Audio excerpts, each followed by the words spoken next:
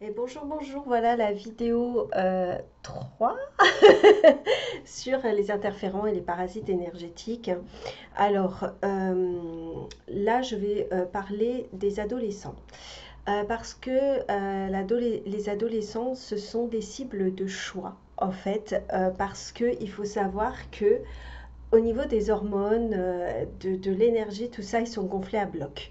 Du coup, c'est la période où, pardon, où ils se découvrent sexuellement, ils se découvrent qui ils sont en train de chercher leur personnalité, qui sont vraiment, comment ils veulent l'exprimer, comment ils veulent qu'on les voit. Enfin, voilà, il y a beaucoup de choses qui sont en jeu à la période de l'adolescence et l'éducation à ce moment-là, le soutien des parents est primordial à ce moment-là.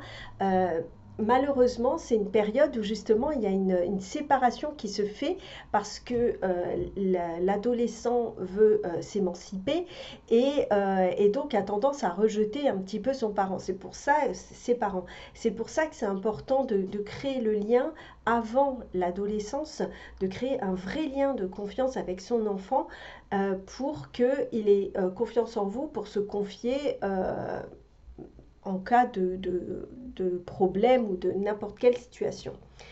Euh, Parce que c'est aussi un âge où ils vont tester plein de choses, les adolescents.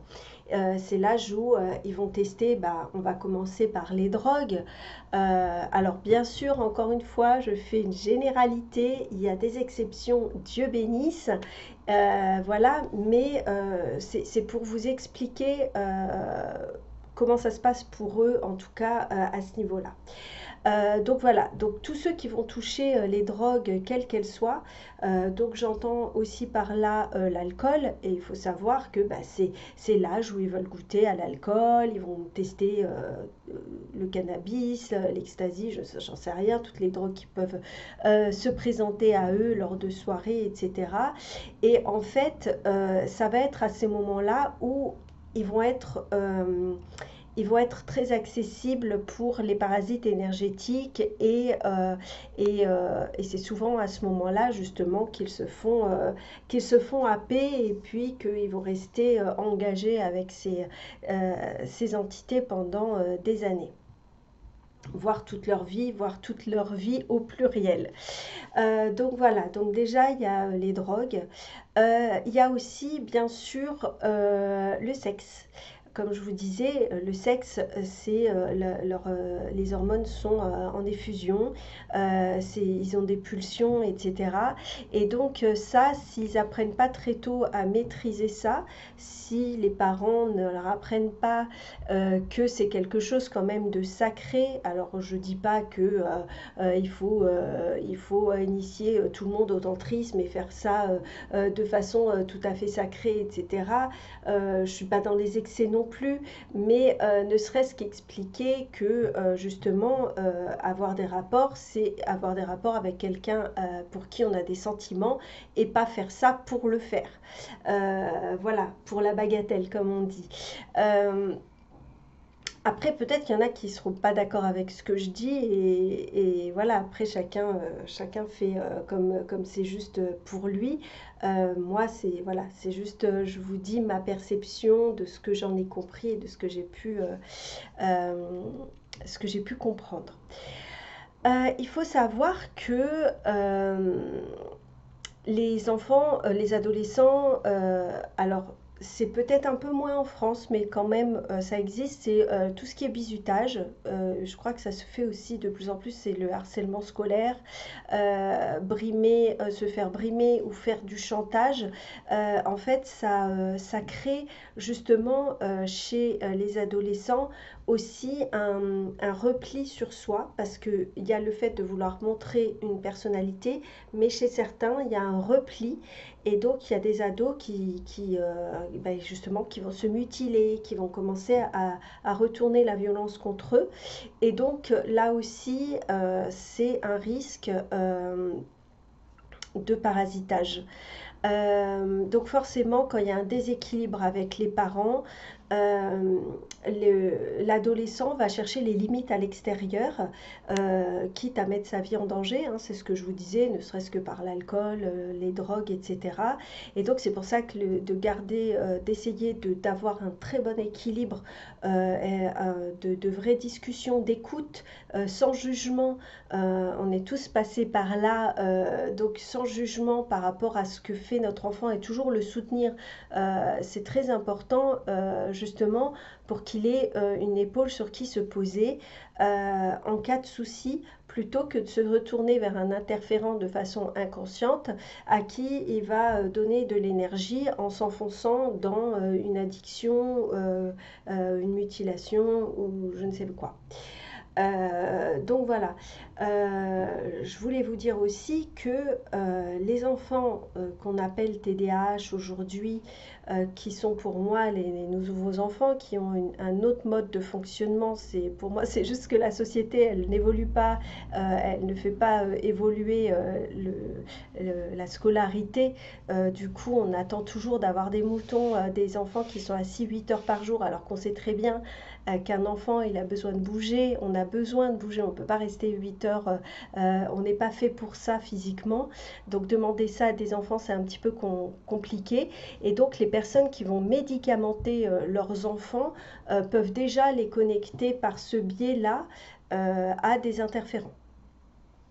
Alors là, je sais que ça, il y en a pour qui ça va être compliqué d'entendre ça, mais malheureusement, ça commence déjà par là, les médicaments, ça fait partie des drogues et donc des addictions. Et donner ça à un enfant, bah, vous lui donnez, c'est une drogue, quoi. Euh, alors, moi, il y a aussi quelque chose que j'ai observé il y a très très longtemps. C'est que j'ai toujours entendu dire que les schizophrènes étaient les personnes schizophrènes devenaient schizophrènes à l'adolescence. C'est-à-dire que c'est une maladie, je mets des guillemets à maladie, qui est découverte au moment de l'adolescence, vers les 17, 18 ans, 19 ans. Et en fait, la schizophrénie, c'est le fait d'entendre des voix. Donc pour moi, ce n'est pas une maladie. Pourquoi j'ai mis des guillemets? C'est pas une maladie. Pour moi, ce sont des adolescents qui se sont fait incorporer. Et donc, ils se sont fait incorporer par une ou plusieurs entités et les voix qu'ils entendent, c'est ça. Et c'est pour ça que je dis on pourrait sortir beaucoup de monde des hôpitaux psychiatriques parce que toutes les personnes qui entendent des voix sont souvent des gens incorporés et il suffirait de leur faire des dégagements, de les libérer de ça pour que justement ils entendent plus ces voix et qu'ils se sentent beaucoup mieux, quoi. Bon, voilà, en tout cas pour le moment, on n'en est pas là, malheureusement, mais il faut savoir que ça arrive à ces moments-là. Moi, je me rappelle qu'une fois, on m'avait contacté, c'était des enfants qui me contactaient pour leur père qui entendait des voix et qui était en hôpital psy, médicamenté avec du lithium, enfin voilà, grosse médicamentation, un traitement très lourd en tout cas. Et je leur ai expliqué qu'en fait, je ne pouvais pas travailler si la personne était sous médicament. Ce sont des cas qui sont très spécifiques, on est sur des cas très très lourds. Et donc, ils avaient dû le sortir, demander une dérogation pour le sortir. Le jour de son anniversaire, ils ont fait croire etc. Ils l'ont sorti de l'hôpital pour que je puisse faire le dégagement de leur père, parce que moi je leur ai dit, et c'est très compliqué parce que évidemment, toutes les thérapies holistiques qui peuvent exister, on est obligé de toujours dire qu'on ne se substitue pas à un traitement médical. Donc là, il y a une grosse difficulté, c'est que ces gens sont surmédicamentés pour ne plus qu'ils entendent les voix, mais le truc c'est qu'ils sont tellement shootés, c'est qu'ils ne vivent pas non plus. Et c'est pour ça que les schizophrènes cherchent à se suicider, parce qu'avec les médicaments, ils sont trop mal, et sans les médicaments, ils deviennent fous avec ces voix qu'ils entendent, qui souvent leur disent de se faire du mal. Donc c'est très très complexe, mais j'avais fait ce lien. C'est pour ça que je vous dis, l'adolescence, c'est un moment qui est très... où les jeunes sont très... euh, j'ai pas le mot, mais en fait, ils sont très... pas modulables, mais... Bref, en tout cas, on peut les... Ah, je trouve pas le mot. Je sens que vous m'en voudrez pas. Bon, bref, vous avez compris. En tout cas, j'espère. Et donc, il y a un autre truc. Alors ça, c'est un peu plus rare, mais quand même, c'est important que j'en parle. C'est le spiritisme. Ça arrive quand même encore aujourd'hui qu'il y en ait qui veulent faire du spiritisme. Donc soit faire bouger des verres, des tables en se donnant la main, vous savez, tous en se mettant autour d'une table, d'appeler des esprits, ou bien de faire du Ouija. Mon Dieu, alors ça c'est le cauchemar. Ça c'est la pire chose, à mon sens, c'est une des pires choses qu'on puisse faire. Il faut savoir que quand on fait ce genre de choses, il n'y a jamais d'énergie positive qui vienne. Quand on appelle, forcément, ceux qui sont au rendez-vous, ce sont les entités qui viennent d'en bas et qui se disent cool, de la chair fraîche, on va pouvoir se nourrir. Et donc là, forcément, il se passe des choses. Donc comme les jeunes, ils disent ah génial, ça leur file de l'adrénaline, du coup, ils vont continuer. Et là, malheureusement, il peut y avoir des choses très très graves qui peuvent se passer. J'ai aussi eu des personnes qui m'ont contacté suite à ça. J'avais un jeune homme qui m'a appelé en me disant qu'il était terrifié parce qu'il avait retrouvé sa montre totalement cassée, parce qu'ils peuvent, quand ils appellent des énergies du bas astral et qui sont nombreux à le faire, ils peuvent faire remonter des trucs bien costauds qui sont capables de faire des choses qui sont vraiment hard, quoi. Donc, il y en a qui vont se réveiller avec des bleus sur le corps, enfin vraiment, voilà.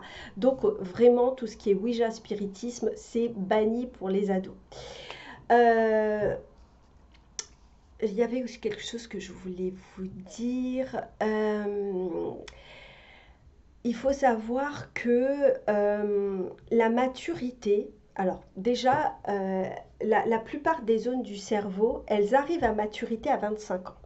Déjà, ça c'est la première chose. Il faut savoir que le corps mental, il est terminé à 21 ans et le corps émotionnel à 7 ans. Mais le corps mental, il finit à 21 ans.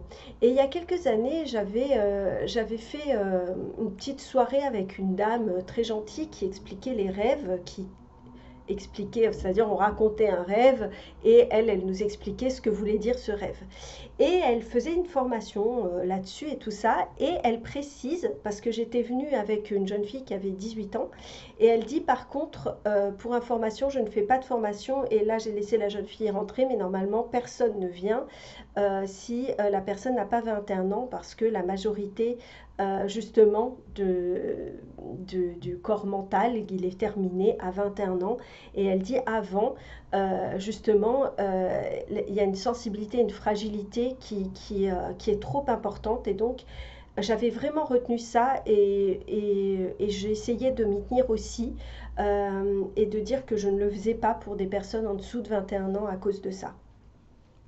Et c'est vraiment important parce que voilà, tout ce qui est en lien avec le monde de l'invisible, il faut éviter avant 21 ans.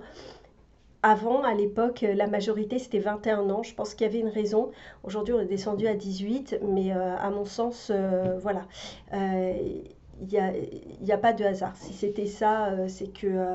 Et dites-vous que la plupart des zones du cerveau arrivent à maturité à 25 ans. Donc c'est quand même très tard. Donc c'est pour ça qu'il faut éviter même toutes les drogues avant 25 ans. Parce que le cerveau, on tue déjà des neurones en prenant de l'alcool ou des drogues avant, quoi. Donc voilà, cette vidéo, elle était un petit peu plus courte parce que voilà, je vais finir là-dessus sur les interférents et les parasites énergétiques. Je pense que j'ai fait largement le tour. Bien sûr, si vous avez des questions, n'hésitez pas et je vous répondrai avec plaisir.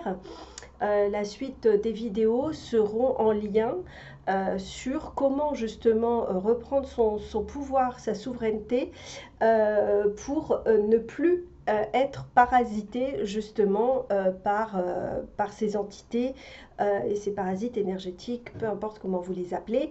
Mais voilà, donc je vais vous donner des petits tips sur tout ça. Ça sera donc pour la prochaine vidéo. Donc je vous souhaite un très bon week-end, ou peu importe, parce que tout le monde ne regardera pas ce week-end. Je vous dis à très bientôt, bye bye.